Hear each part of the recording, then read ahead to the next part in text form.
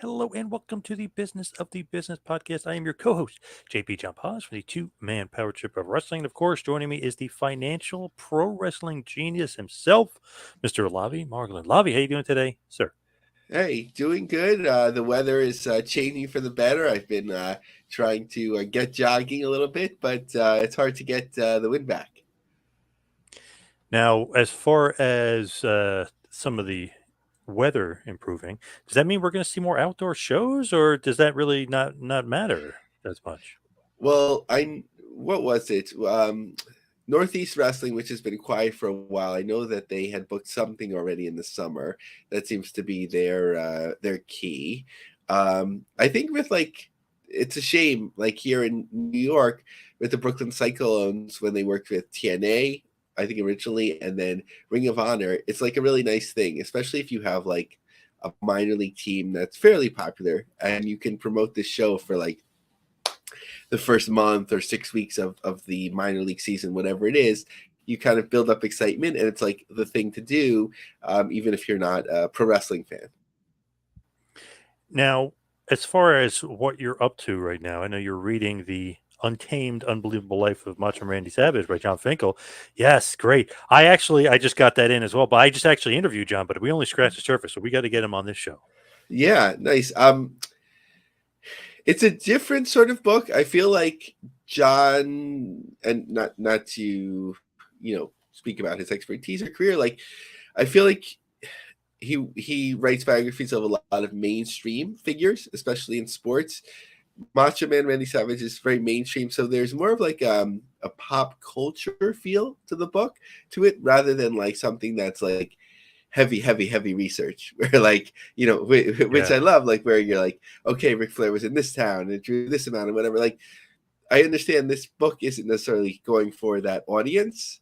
So not to say it's not well researched, but I'm trying to like reset my brain because ECW Press has published a lot of wrestling books, but the last few that I could think of, at least like the Andre book, in the Flair book, they felt like very heavy research, whereas this seems like a little bit in the past where you're like looking at a really interesting figure, you're finding interesting tidbits and facts about their life, but it's a little bit lighter.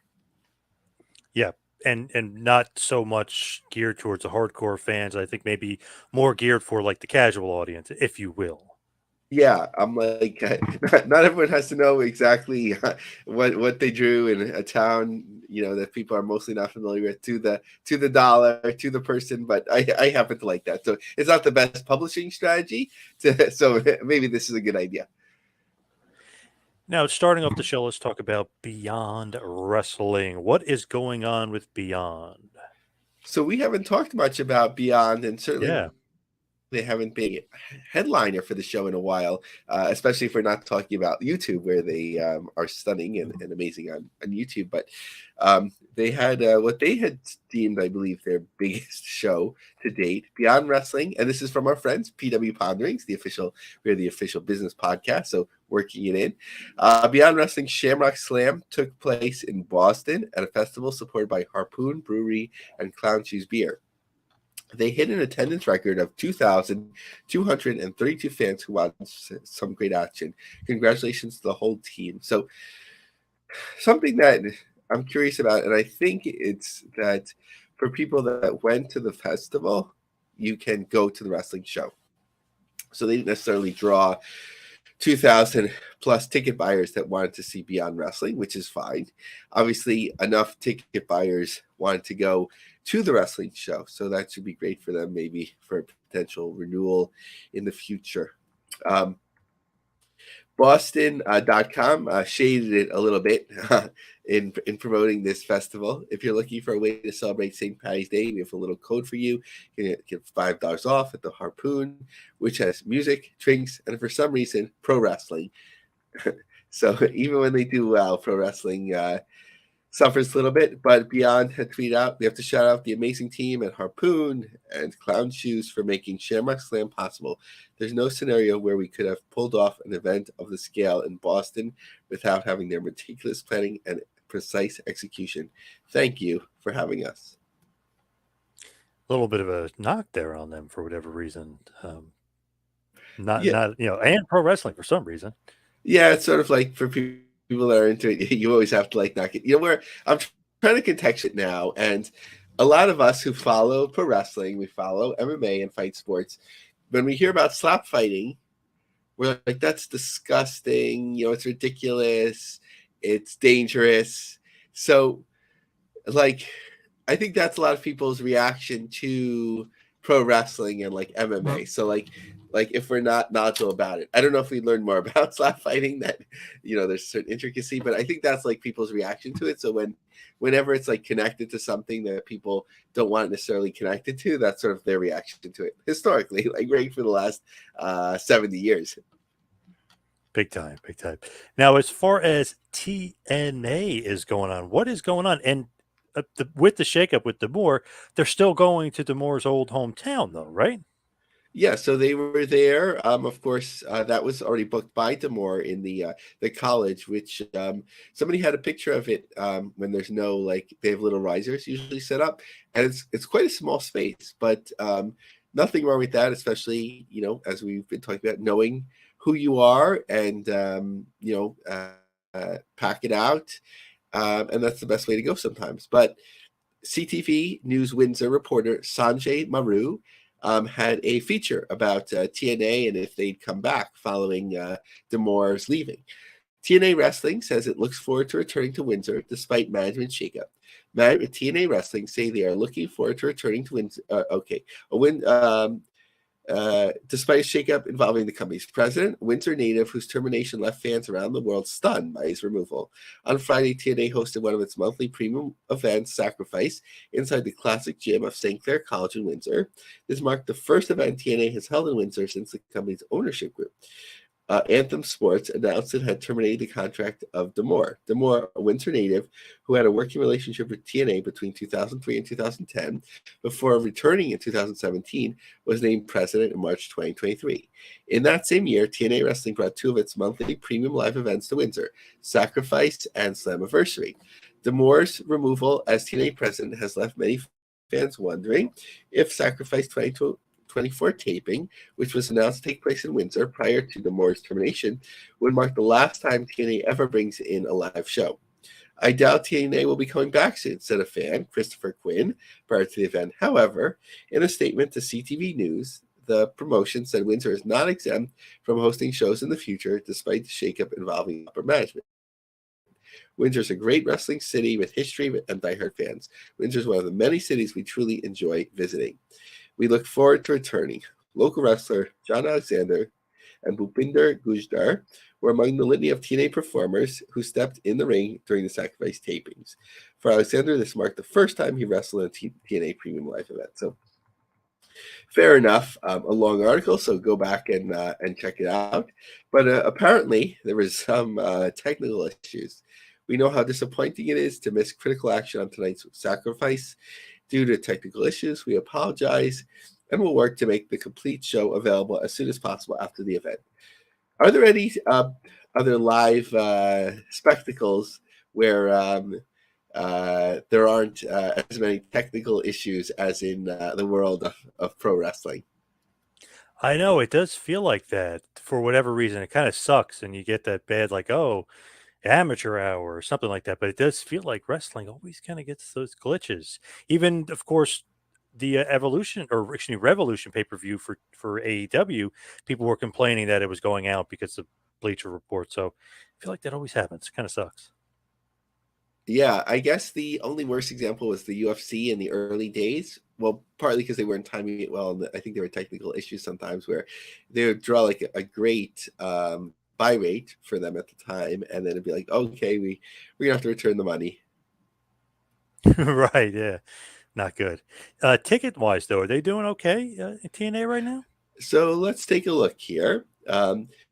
Sometimes I feel like fans of TNA, like at their biggest shows, they're like, yeah, like kind of like, and they should celebrate it. They're like, we're on top of the world. You draw 1,500 people and then sort of don't want to look at the general scope of like the week to week or bi-weekly, whenever they're running. So they're at the 2300 Arena, March 22nd and March 23rd. So It looks like about the second or third row gone for both of those shows. So getting closer there. So not a great pre-sale yet. On April 20th for Rebellion, the ticket, according to WrestleTix, they've distributed 333 tickets, current setup of 1231. The following day, a same setup, but 215 tickets distributed.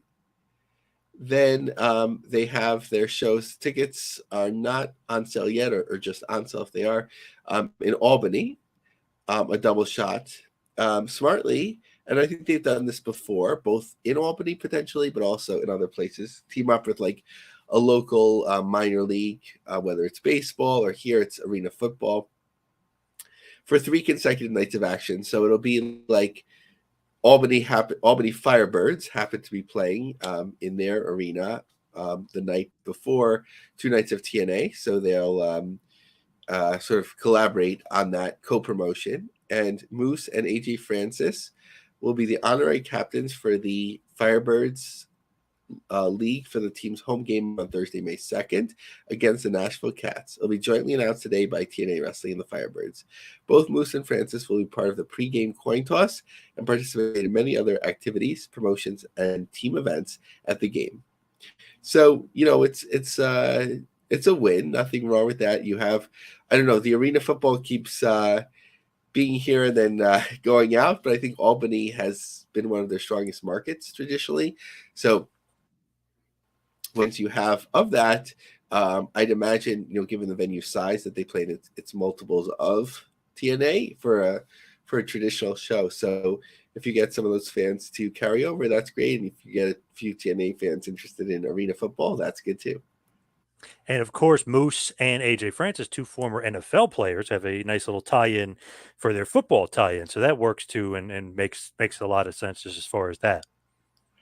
That actually, that's a good point. I don't want to go so far as to say that they probably be most qualified for arena. No, but yeah, it's good to show people that have a football background and they happen to be in the main event mix. Of course, when it's a champion, I believe. That Moose, yeah. So yeah, that's an even tie-in.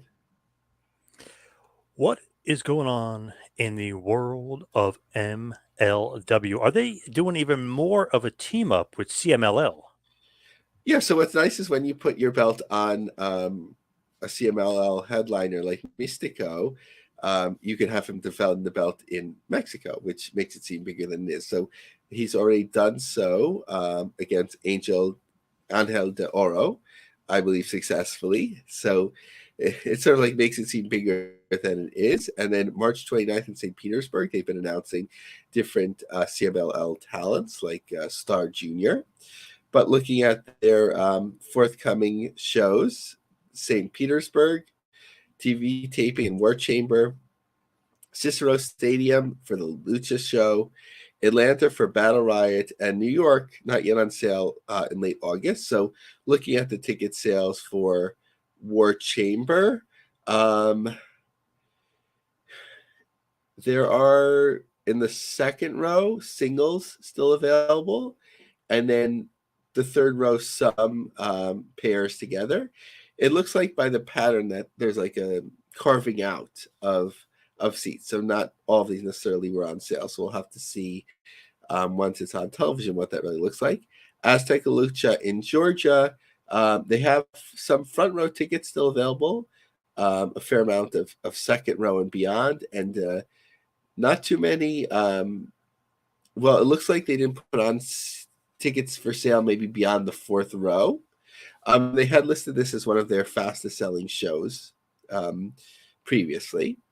So from our friends at Slam Wrestling, they had a brief interview with Court Bauer talking about the boss fight action figures, which we talked about a couple weeks ago. When he was asked if there were any concerns now that some of the talent featured in Series 1 are no longer with MLW, Bauer said there were none whatsoever. Bauer said that MLW is entering a phase of aggressive commercialization in the licensing and content distribution. MLW is now in 60 countries and growing, which is unlocking doors in the licensing space, but clarifies this is just the beginning of a long gestating process. As of right now, Series 1 is sold out since the demand exceeded all of their expectations.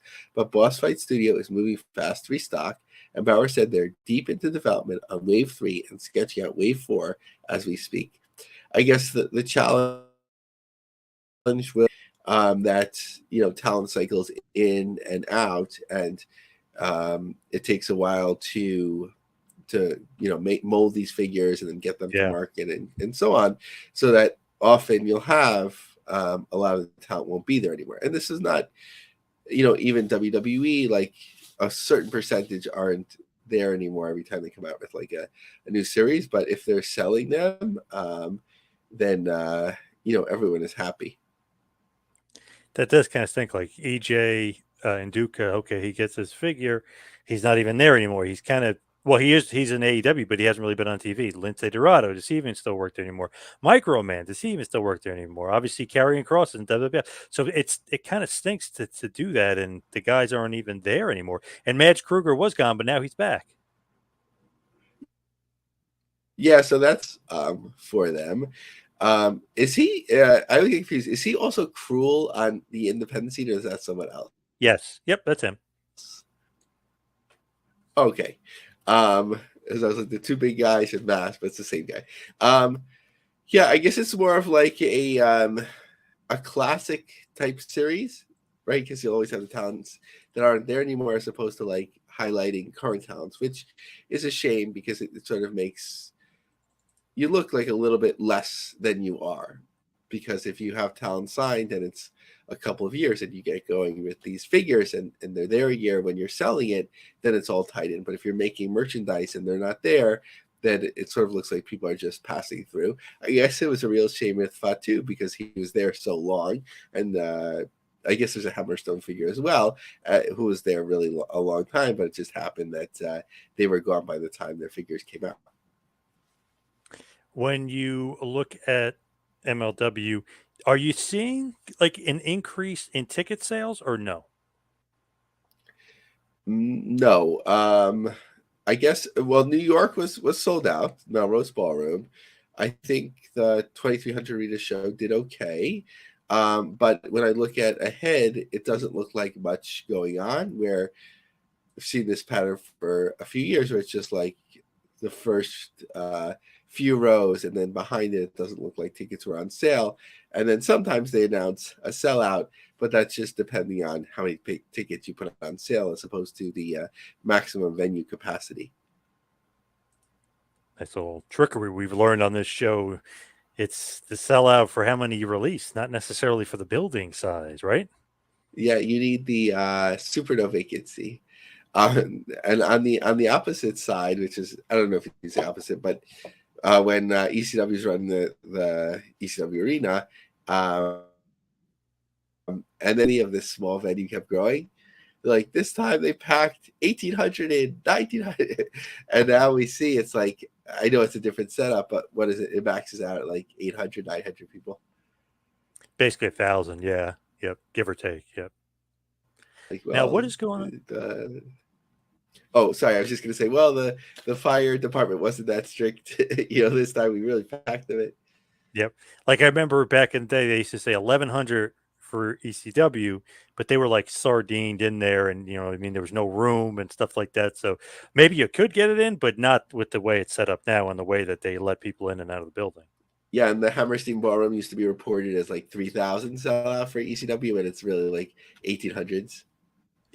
Yep, for sure.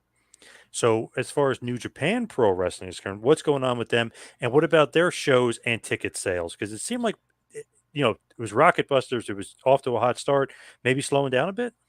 Yeah, so Windy City Ride in Chicago is kind of like we talked the last few weeks, it's kind of sticking a little bit above 5,000 tickets sold, 31 sold in the last 7 days. The show was April 12th, so maybe 100, 150, 200 tickets more sold unless something major is announced. But one of the things, it doesn't mean the tickets aren't moving back and forth.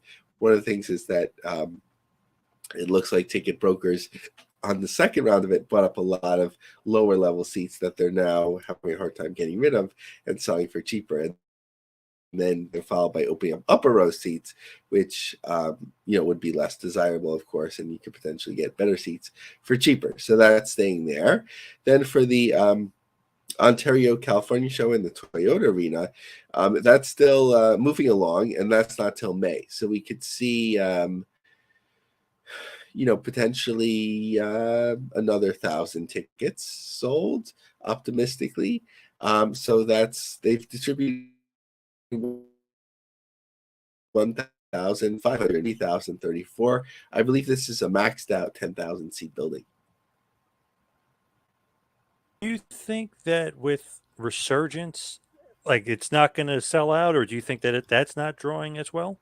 As far as like, it looks like Chicago is over expectation, but for some reason, Resurgence to California seems like maybe under expectations.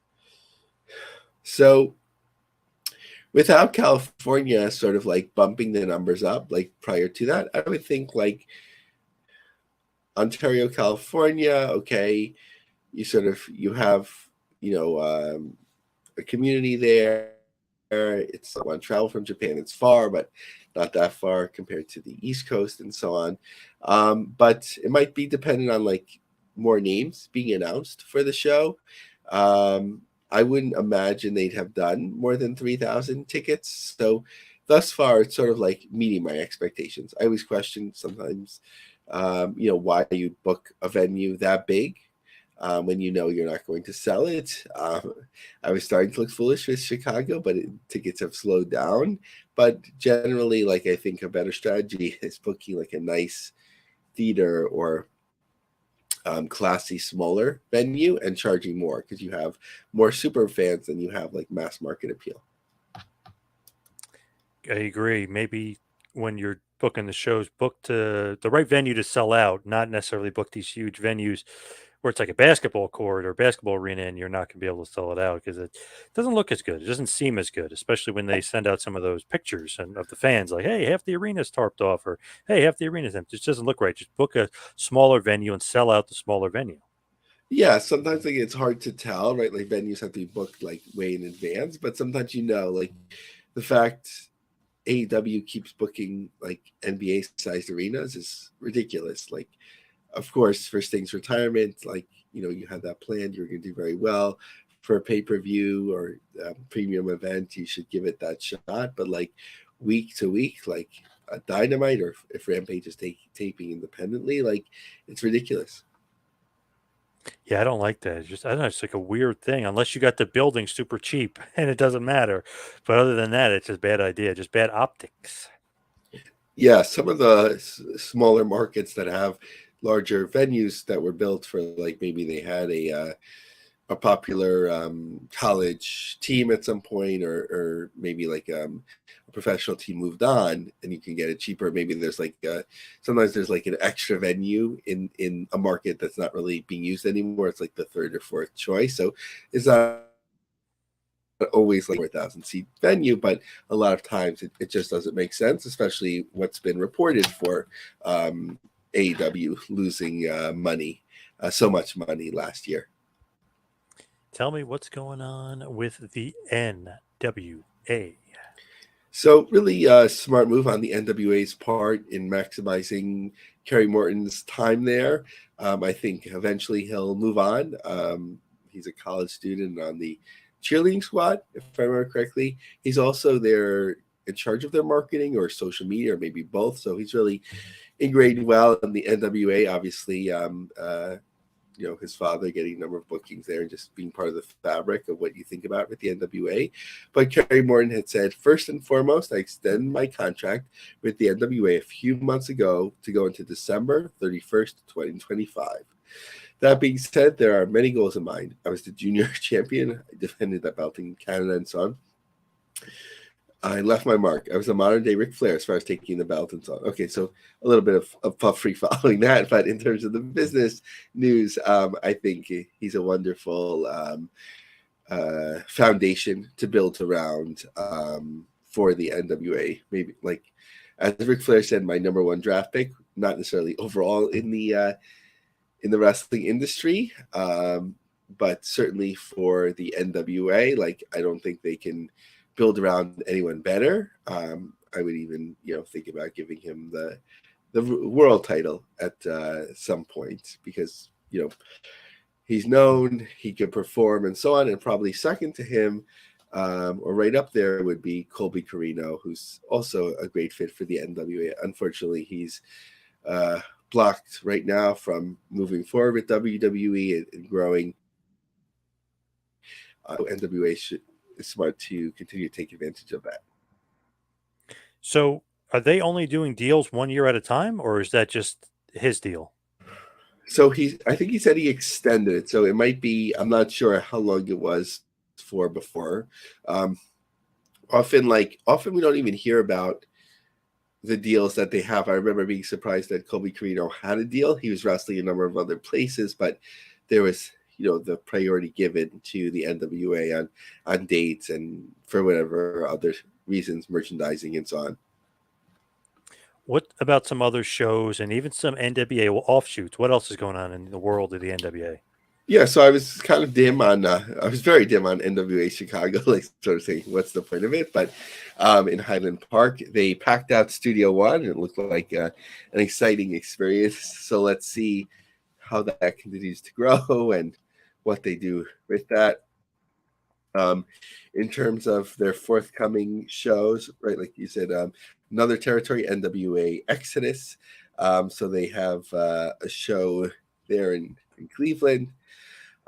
Tampa, they have the double tapings out there, and then they've already announced, and we've talked about this a lot, the success of the recent Hard Times show in Dothan. So very smartly, they booked another show in Dothan, and they've given a lot of lead time. It's 9 months away for Looks Like Kill, but maybe they could even do better.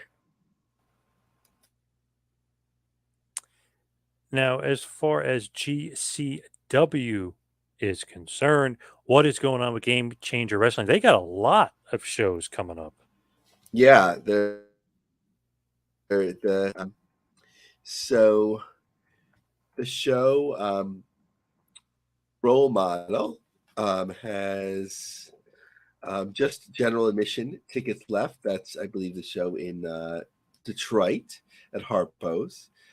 March 23rd. March 24th, they're in Rochester, Brett's hometown, and that just has general admission tickets left. On April 20th, they're back in LA. It's a little bit slow at the moment. More than 10 or more third row tickets available.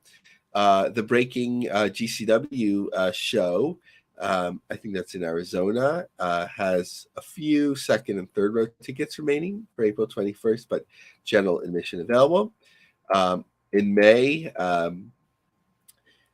3rd, in Tampa, they have just one, it's probably sold, one front row ticket available, but plenty of second and third row and beyond available still. On May 5th, for Cinco de Mayo, they're in Jersey City at White Eagle Hall for Gringo Loco's World on Lucha. So the front row stage are not available, but other tickets are. Then they've announced their return to Atlantic City, June 1st and 2nd, at the Showboat for the Tournament of Survival, which is always one of their more popular shows, but nothing yet on the New Jersey surprise. So we're still waiting on that. I'm hoping it's the Asbury Park Convention Center. I'm hoping, but we don't know. Yeah, that would be a cool moment. I feel like it's probably some sort of like long weekend type of experiences. GCW is really good at like finding its passionate fans and like building community. Absolutely. Now, as far as Masked Republic is concerned, our buddy Kevin Kleinrock and the boys over at Masked Republic, what is going on with them? It feels like they've got a lot going on, and maybe even in the world of AEW.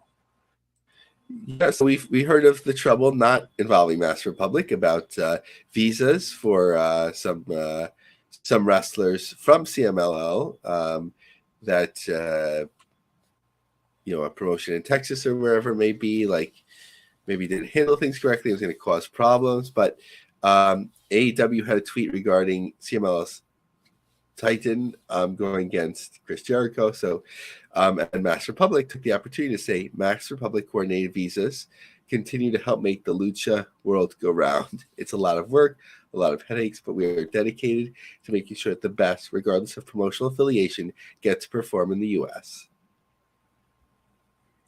Now, is the visa issues has nothing to do with Match Republic, right? So does that mean that they're going to maybe take over some of those talent and get these visa issues corrected, or what's going on with that?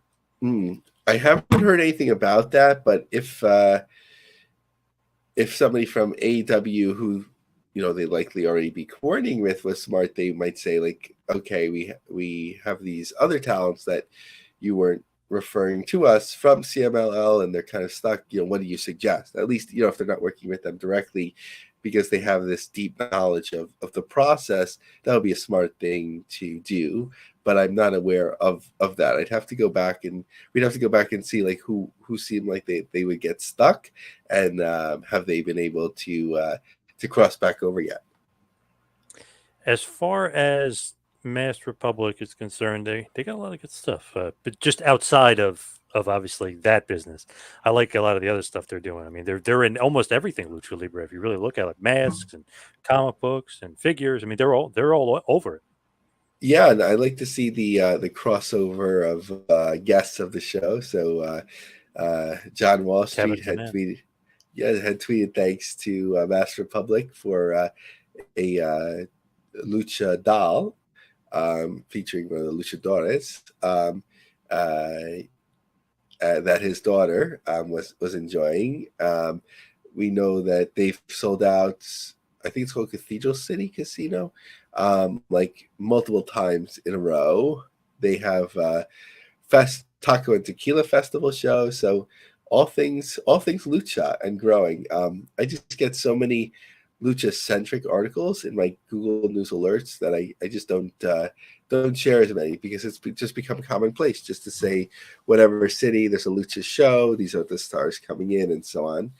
I think one thing though that they've been affected for the growth would be some of these smaller shows. They actually have one upcoming in Queens, but at Club La Boom or something like that, where Evolve used to run there too. But I would see all the time in Upper Manhattan in Harlem, near where I work, like along with concert posters, there would always be Lucha Libre posters featuring some of Lucha Libre's biggest stars. And now they have more opportunities, so you see less of those type of shows. Now, touching on just some miscellaneous stuff and some different things, what is going on with Defy Wrestling? Because they've got Noah coming in and maybe Progress. What is going on with Noah and Defy? Yeah, so what was it? Defy and Progress are, for all intents and purposes, one now. They merged.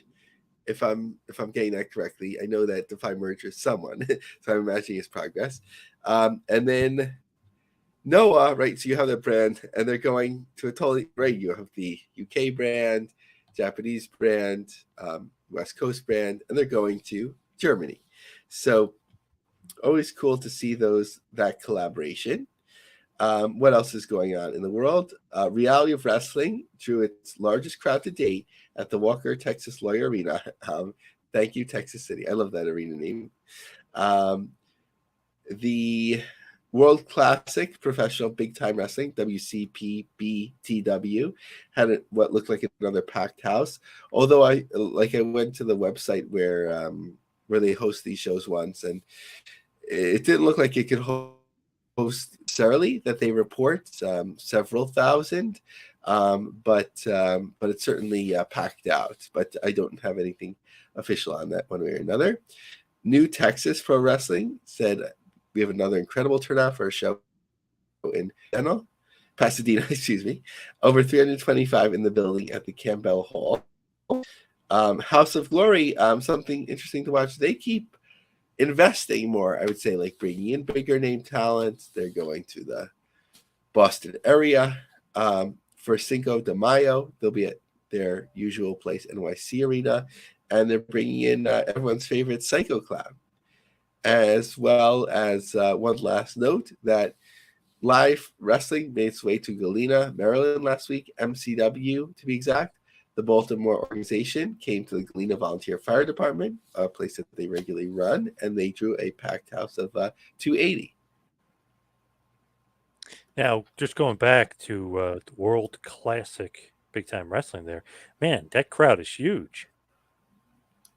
They really know how to draw in that market, and it's always combined with a convention or meet and greets and so on. The classics, you have that. I think that's something that is being missed out on by the bigger promotions, where you have these like classic markets that have supported pro wrestling forever, and WWE has talked about it, and we've read about AEW thinking about it, where they're kind of leaning away from that sort of thing just to stay to the big markets. So that leaves opportunities for those that can take risks and bring in big names that fit longtime fans would be familiar with. And if you know how to market it, you build excitement. It's, sometimes it's the main thing going on in the town that day or that week. So it can really build momentum rather than getting lost among many forms of entertainment and even pro wrestling shows in some of the bigger markets. Man, they always do well there. I actually interviewed Paul Burchill recently to promote that show, and he was talking about how many people that they were expecting. And I was like, well, they usually draw pretty well. And then I was like, wow, I guess they pretty much draw that strong crowd every time out. Yeah, it seems like a few years ago that it was first announced, but every time, a couple times a year, whatever it is, that they do well. Now, just to kind of talk about AEW for a second, and I know we don't talk about it too much, but do you think the Mercedes Mone debut was successful or not successful? Because I was reading that the rating was only 800,000. The opening segment, I guess, is kind of in line to what it normally is. It doesn't go up or down or whatever. It's, you get the bump from Big Bang Theory, and it is what it is for the opening segment. But the last segment was only 600 and I think 54K, something like that. The overrun for some reason didn't get counted in, which wasn't really that much higher than that. But then the social media views I was reading when Edge debuted, they had like a total, all in total was 27 million or something like that. When she debuted, it was only 8 million. And then obviously you go for Punk, it was like 50 million. Rock was like 74 million. I mean, obviously it goes up and up by the level of star, but are you okay with the debut? Were you happy with it? And did it really succeed or did it fail as far as drawing numbers? Yeah, so this was one of those things that, of course, I had to see. I was glad it was in the. I mean, for me, I was glad it was in the opening segment. Well, firstly, sometimes like a surprise is good. Sometimes making a surprise an obvious surprise is something else entirely.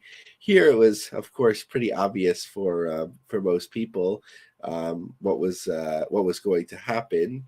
But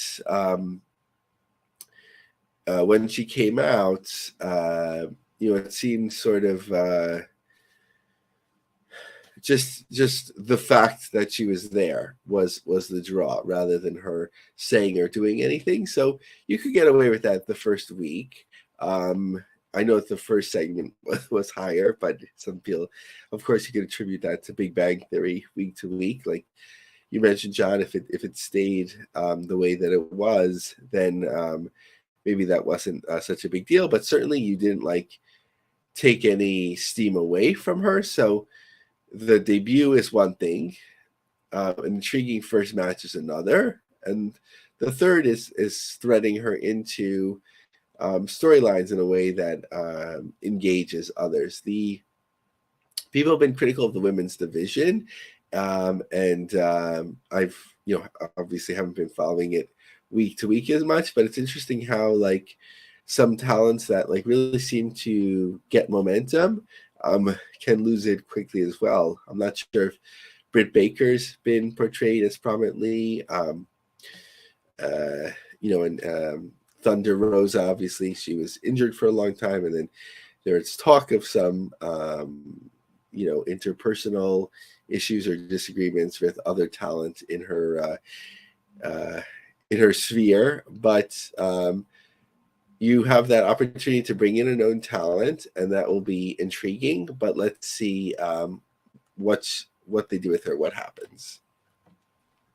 She looked great, looked like $1,000,000, and apparently she's healthy. They did a little nod because I know Willow is the match where she hurt her foot, and they did a little nod where they're looking at the foot and looks like it's fine. So obviously she's going to jump right in and be wrestling right away. I feel like getting Deonna Purrazzo first definitely solidifies, like, okay, we're serious about making the women's division better. Then you get her. Now you have your number one star for the women's division. So I think that they're at least headed in the right direction. Mariah May as well. I mean, headed in the right direction as far as better talent for the women's division. Yeah, and you can infuse it with all these Stardom talents as much as potentially as much as you want now, who bring a unique flavor and possibility. So it's not for lack of stars necessarily, but maybe just the way things are spotlighted. I don't feel like the division necessarily got off to a great start with their first like 2 or 3 champions, but once you had like Britt Baker there, she was like a star that they made, and she broke through. So that that helped to make things stronger. People want to believe in a women's division. There's no more skepticism as to can women draw or anything like that. So it's just making it work and utilizing the talents you have as best as possible. As far as Vince McMahon and that stuff, I know Brandon Thurston covered it quite well. But anything to make of, I guess it's Bloom and Nick Khan being named as number 1 and number 2 in that lawsuit.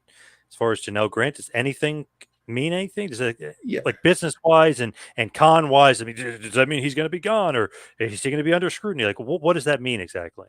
I was like, yeah, for people that didn't want to read it, they're all perverts, they're all sick. And when you read it, it's like, okay, no one's accusing any of those other people named of doing anything inappropriate in terms of sexual interactions with the accuser and so on. But if they should have reported it better, handled it better, were aware of it and so on. And then, I'm not taking any blame away from them, but sometimes people just don't understand what they're being accused of. I think, as opposed to Vince, of course, I think that they can weather this storm. I think Nick Khan has been huge for them in terms of business. I know that there's a lot of talk about politicking of The Rock sort of grabbing more power, who has known Nick Khan for a long time, but I'm not sure if that's happened yet. But one of the signs that we see of really strong business, of course, is all of these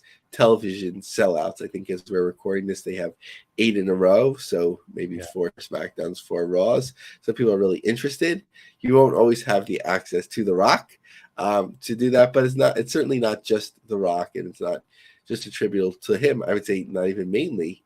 You have the Bloodline and Roman Reigns and Cody Rhodes. So there's a lot going on right now, and they're really well positioned business wise. And you have the Prime logo now, which people will get over, and they'll be able to make a lot of money from that too. What's so funny about that? It's like nobody watched WCW back in the day when they had those awesome Slim Jim, the Havoc stuff. Like when they would do that, people had no problem. I don't remember them ever having a problem with it then. Now they have a problem with this. Very strange to me. I think people just aren't used to it in WWE. I think Vince McMahon was always against something like that, having it on certainly in the center ring. I think probably became more flexible on the ring skirts and so on as they got different promotional deals. But it's just something different, but people will get used to it. It's not a big deal. I don't think it's a big deal at all. I'm very used to it. I was like, that's weird. People are mad about that. I feel like fake outrage, if you will, over that one. I was like, that's strange. People don't want change. And of course, the Paul brothers are like Iran. Prime is a very, very culturally relevant. They weren't interested in Prime, but they came back talking about Prime because the other kids were obsessed with Primes. I heard that kids, when they can't afford it, they take their bottle that they bought and then they wash it out and they keep bringing it back, like that they have a new one. Yes. Yeah, my son's obsessed with Prime for whatever reason. He even has the little fake bottle. He has one of those, but he always wants to, when we're at Wawa or whatever, he always wants to get Prime. He loves that stuff. I don't know how healthy it is. Yeah, but, really he loves curious. that stuff.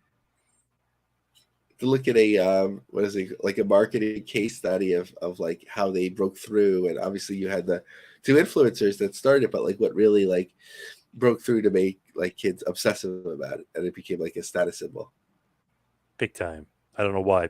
Could be the colors. I don't know. It could be as simple as just the color scheme of it. I'm not really Yeah. sure. Yeah, I remember as a kid, like the Snapple bottle, there's something just cool and appealing about it. Yeah, it's something. It's got to be some sort of marketing thing. Somebody smarter than me that knows marketing knows how to catch your eyes. Like they know what they're doing, especially with Prime because it's so damn popular. Yeah, for sure. So let's head to the plugs here and finish up this bad boy. You can follow me on Twitter and Instagram at Two Man Power Trip. Lavie, where can everybody find you, and what do you got going on in this crazy world? So follow me on X, Lavie Marg, LAVIE MARG. Check out Official Business Podcast. We are the official business podcast of PW Pondering. So what's new on their website? Zeta Steel interview, and of course this week in women's wrestling, the always popular Business of the Business LinkedIn group is growing. We have even some more promoters in there now, which is a lot of fun. We're distributed by the Creative Control Network, and through the election, and even beyond, I want to continue promoting my book, Trump Mania, Vince McMahon and the Making of America's, 45th president. I think I might have said the wrong number last time. And pick up the 2020 election special edition, which is also available on Audible, which was really cool. All right. Thank you, Lavie. Thank you, everybody out there, for listening. We'll see you right back here next week for a little business of the